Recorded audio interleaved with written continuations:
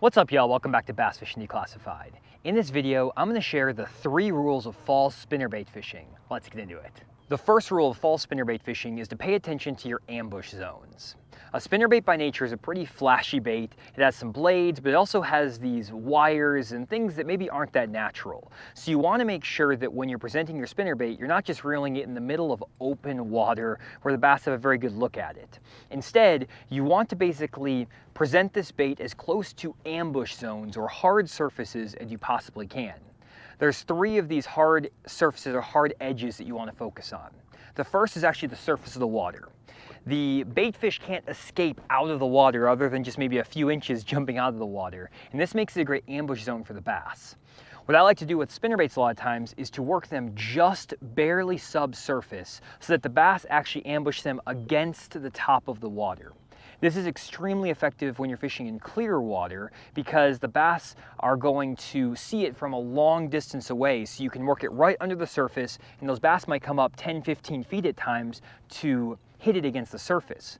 Moreover, the further the spinnerbait is away from those fish, the less of a good look they get at it and the less chance they have to actually see all the blades and wires and all of that stuff.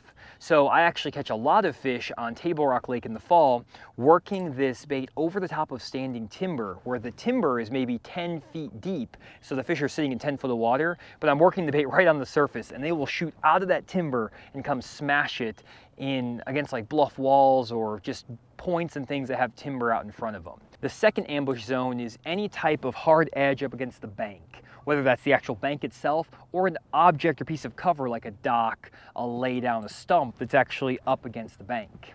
Basically, again, when bass are trying to ambush a spinnerbait, they want to push it up against some type of hard surface. So if you're working down the bank and you're just randomly throwing your spinnerbait out in front of the bank 10-15 feet in front of it, or even 3 to 4 feet in front of it, that bass is not going to be as incentivized to chase that spinnerbait because the shad, in this case a spinnerbait, could maybe escape 5-6 feet to the right or left, up or down, and it's going to be harder for those bass to actually chase that bait fish down and eat it.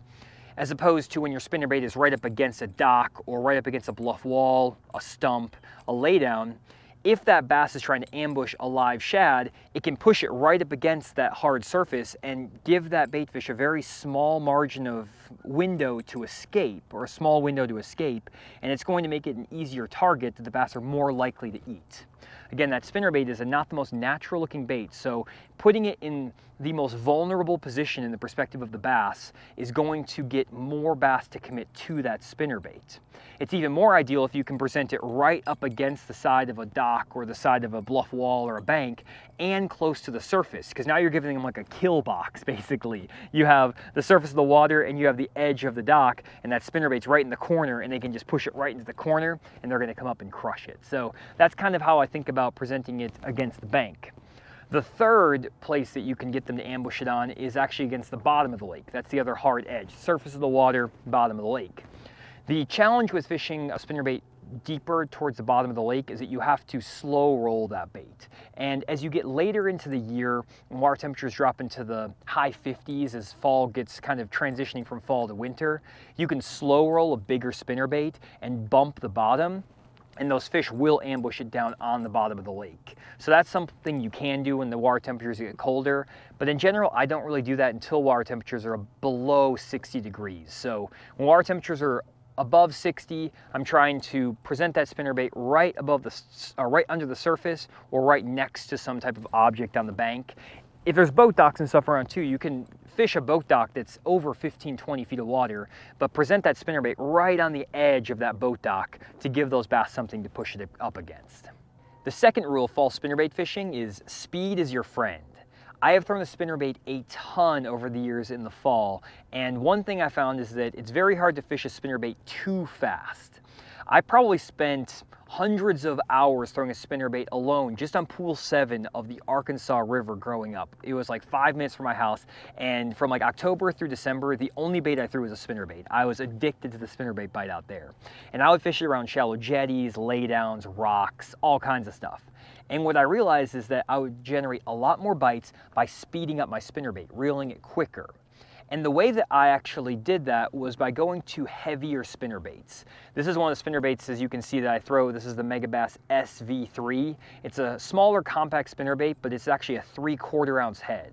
That 3/4 ounce head allows that bait to get a little bit deeper in the water, allowing you to reel it quicker. And so with this 3/4 ounce size, I can reel it quick, bang it against docks, rocks, and work it basically, again, a lot of times subsurface, but other times just as fast as I can reel it without blowing the blades out. And the faster I can reel it, the more bites I would get. You can see on this spinnerbait in particular, the head is all torn up because I'm banging it against rocks and things like that. Because a lot of times I'll throw it over the top of a jetty or over the top of like a shallow rock pile or whatever, and I'm burning it fast, and I'm just digging that thing into the rock, pulling it over and reeling it really quick. And I get a lot of bites doing that. And I would say that I only get a handful of bites reeling my spinnerbait slow, and the only time I'm really even doing it is, again, when I want to get those fish that are closer to the bottom when the water temperature is below 60 degrees. That's when I'll start slow rolling the spinnerbait more. But 60 degrees and above, I am working that spinnerbait as fast as the head will allow. And mainly it's just going to a heavier spinnerbait and going to slightly lighter line. I throw my spinnerbait sometimes on 12 to 14 pound fluorocarbon or monofilament. I used to throw it on mono a lot. I don't think it makes that big of a difference, but the reason I was throwing it on lighter line is it helped that spinnerbait stay down in the water a little bit longer. And even though I was fishing around thicker cover, I would be able to actually get that bait down and keep it down in the water with that thinner line. It's a little bit sketchy, you have to retie more, but I found it did get me a few more bites, especially in clear water situations and when the river was pretty clear. When the river got really muddy and the fish were super shallow, I would go to 20 pound big game and monofilament, and it wouldn't be that big of a deal. But I was always looking for 3/4 ounce to 1 ounce spinnerbaits. I very rarely throw a 3/8 ounce or a 1/2 ounce spinnerbait. I don't think I have like any in my boat right now. All of my spinnerbaits are 3/4 ounce or above, just because I like to fish those baits fast, and if I do want to work it slow, I want a bait that will actually get down to the bottom. So speed is your friend with spinnerbaits. Don't just go through and get complacent and randomly reel that bait in. You're not going to get nearly as many bites. And in combination with rule number 1, where you put it in the ambush zone, you can get a pile of bites on the spinnerbait. The third rule of fall spinnerbait fishing is the wind is king. Wind is going to help your spinnerbait bite immensely when you're fishing in the fall, whether you're fishing in clean water or dirty water. I honestly don't pick up a spinnerbait much at all if I don't have windy conditions. And I feel like this is a very obvious point that a lot of guys are gonna be like, okay, obviously. But I take advantage of the wind specifically in a unique way that I feel like will generate a lot more bites that people don't think about. So the obvious one that guys think is, okay, I'm just gonna go down this bank here that's wind blown and there's wind blowing right into it, the shad will be active and I'm gonna start catching fish. And that can work.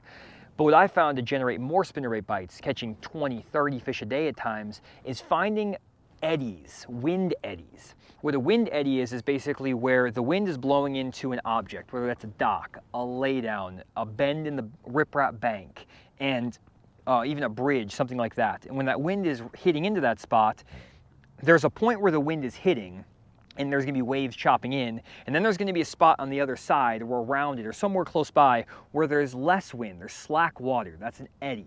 And where that water isn't moving as much, or where it's not as affected by the wind, that's where the bass a lot of times are gonna set up. And so what I like to do is position my boat and my spinnerbait so that the bait is coming from the wind-blown areas and then breaks free into those pockets of slack water, the eddy areas. And what I try to do in those situations is burn that spinnerbait all the way through that windblown section, and then as soon as it hits that eddy, I twitch my rod twice, 1, 2. And that will flare the spinnerbait right in front of those fish, and they will just get all over it. And there are a lot of times when I will get into a certain stretch of bank where there's like 3 or 4 docks in a row, and their wind is blowing, and there's those perfect little pockets of calm water where that wind is just not fully hitting, and I will burn down the banks with my trolling motor on 7 or 8, just burning that spinnerbait. And as soon as I get to those key little stretches, I'll make 5, 6, 7 casts into those eddy zones with the spinnerbait, and sometimes on my 3rd or 4th cast, I'll finally get that fish annoyed enough to actually come and eat. So a lot of times you may have to make multiple presentations to the same spot to generate a bite with the spinnerbait in the fall. And instead of doing that on every random rock and stretch a bank making 6 casts and everything. I really focus on where that wind is hitting and then where you have those eddies forming. And all of those kind of factors then come into play, rules 1 through 3. Rule number 1 with the ambush zones, I'm using those hard edges to find where those current breaks are, and I'm presenting my bait as close to that hard edge as possible. I'm then working that bait quickly, that way the fish don't get a good look at the bait, and the bait is displacing a lot of water, it's moving, it gets those fish kind of anticipating that bait coming into their strike zone. And then after that bait breaks free from that hard edge, comes around the corner into that eddy pocket, I'll show you my retrieve here just real quick. What I'm basically gonna do is fire that spinnerbait out, and I'm gonna burn that spinnerbait in right into the surface. Then I'm just gonna go and just do that, like 1, 2, just a little twitch of the rod. It's nothing crazy. So I'm working that spinnerbait. You see how fast I'm reeling it. Then 1, 2, 1, 2, 1, 2, something like that. And I don't need to do it like 4 times. You can just do it a couple times and they'll usually eat it. But reel that thing quick under the surface. 1, 2, 1, 2.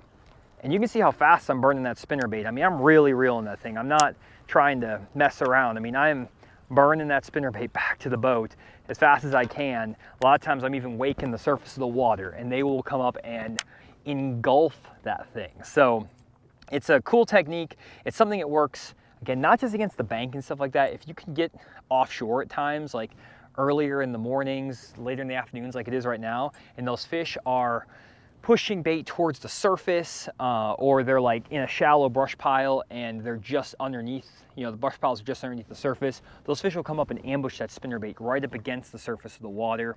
Reel that thing fast, pay attention to those wind eddies, and you're going to catch a ton of fish.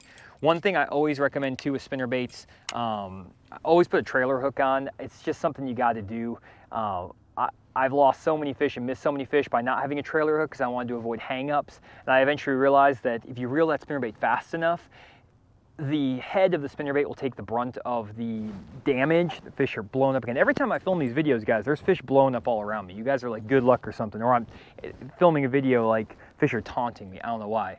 But if your spinnerbait is heavy enough, it will hit head first when you're reeling it fast, and that trailer hook will stay high because it's moving quick, and you won't get that trailer hook hung on anything, so you're going to avoid the hang-ups, and you're just going to get those short strikers. So that's really critical.